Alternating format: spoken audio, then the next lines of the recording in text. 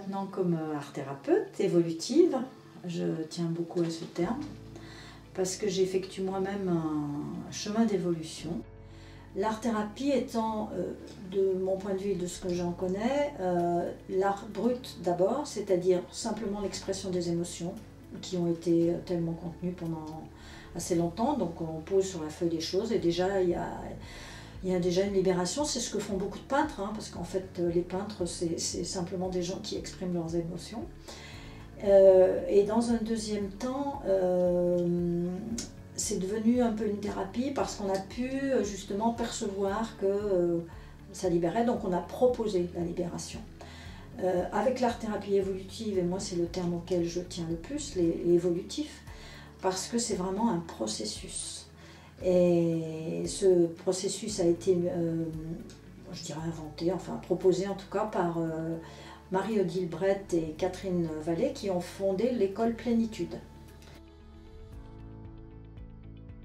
J'utilise la symbolique des formes et les couleurs. Ça, c'est ma formation de base en tant qu'art thérapeute. J'y ajoute mon cheminement personnel, c'est-à-dire l'utilisation de la tarologie, de beaucoup d'ouvrages que j'ai lus et de mon intuition en fait. Voilà, mon principal livre, c'est mon intuition.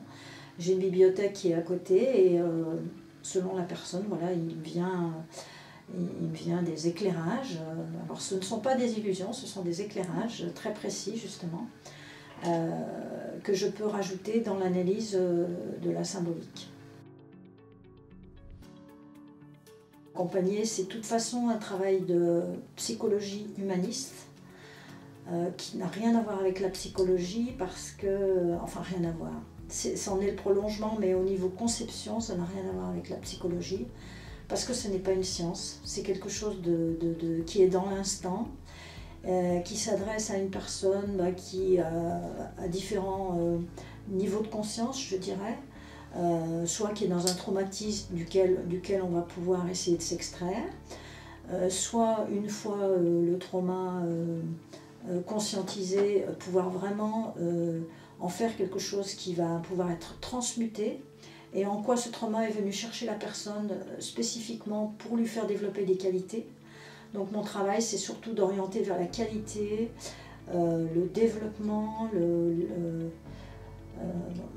alors, il y a souvent une idée de supérieur, mais ce n'est pas une histoire de supérieur, c'est une histoire de chemin, de cheminement, de dessin. Voilà. On en parlait tout à l'heure du dessin, de vraiment le dessin vers son dessin personnel. Voilà. Mon premier mot, ça sera évolution. Mon deuxième mot, ça sera partager. Et le troisième mot, c'est grandir. On est arrivé chez Sigolène, chacune avec notre œuvre d'art. La première chose, c'est qu'on a pu lui expliquer voilà, pourquoi on avait choisi cette œuvre, qu'est-ce qui nous avait plu, interpellé. Et grâce à ça, Sigolène nous a fait un retour sur les éléments symboliques qu'on avait utilisés, que ce soit les couleurs, les symboles. Et à partir de ça, on a pu réaliser un travail pour transformer et faire évoluer tout ce qu'on avait pu découvrir ensemble sur cette œuvre. C'est un travail qu'on a réalisé par transparence, avec des craies grasses, en travaillant avec l'image qu'on avait choisie à l'envers, collée vers l'extérieur de la vitre. Et nous, les éléments qu'on modifiait, eh bien, on les modifiait par transparence sur l'autre côté de notre feuille. C'est un travail qui est assez intéressant. Je trouvais que c'était vraiment un outil qui était vraiment surprenant. Je ne m'attendais pas à quelque chose de particulier en venant essayer cette séance. Et c'était surtout un outil qui a permis vraiment de réaliser plusieurs prises de conscience. Pour illustrer un peu plus, pour ma part, j'avais choisi une toile qui s'appelle Pandora de Odilon Redon. Et en définitive, la femme qui se présente est nue. Elle est fermée sur sa boîte de Pandore qu'elle protège, le regard baissé, et elle n'a pas les pieds au sol. Dans la transformation, eh bien, j'ai ajouté un sol. Je lui ai posé les pieds en signe d'ancrage, ancrage au sol. Les bras se sont ouverts et la tête redressée. Et c'est un joli chemin avec les éléments, la terre, du coup, la nature et le ciel qui est arrivé. Donc très ancré mon personnage au final. Et moi, c'était une belle endormie. Et moi, du coup, vous vous en doutez peut-être, le travail, c'était de la mettre en action, cette belle endormie. Donc moi, tout le travail a résidé à la mettre sur pied, à l'habiller, parce que nue, c'est pas évident de faire quoi que ce soit.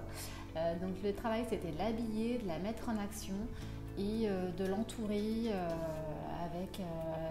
avec des éléments de la nature. Enfin ça, c'est moi, c'est mon travail personnel qui s'est mis en route.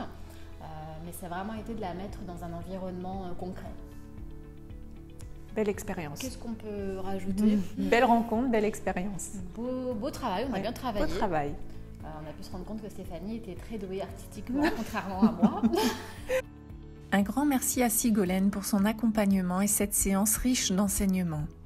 La semaine prochaine, les causeries vous proposent un focus sur le langage du corps avec Stéphanie Barrios, accompagnante psychocorporelle dans le pays de Gex.